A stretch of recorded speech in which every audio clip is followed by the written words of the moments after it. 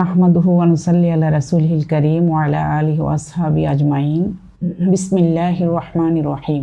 সুপ্রিয় সুধী, আসসালামু আলাইকুম ওয়া রাহমাতুল্লাহি ওয়া বারাকাতুহু। আমি শামসুন নাহার বেগম, ত্রয়োদশ বাংলাদেশ জাতীয় সংসদের সংরক্ষিত মহিলা আসনের একজন এমপি।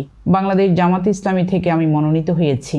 আমি মহান আল্লাহর দরবারে শুকরিয়া আদায় করছি, যিনি আমাকে মানুষের কল্যাণে কাজ করার জন্য বাছাই করেছেন।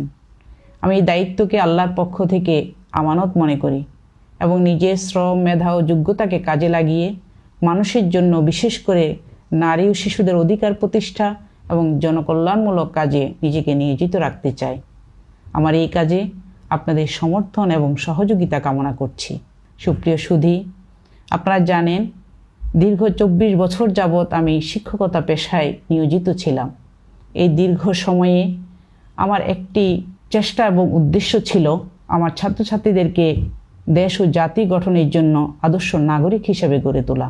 আমি সংসদ সদস্য নির্বাচিত হওয়ায় সবচেয়ে বেশি খুশি এবং আপ্লুত হয়েছে আমার শত শত ছাত্রছাত্রী।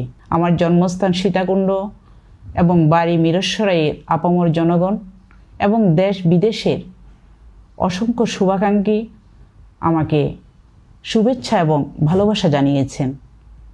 আমি তাদের প্রতি কৃতজ্ঞতা জানাচ্ছি।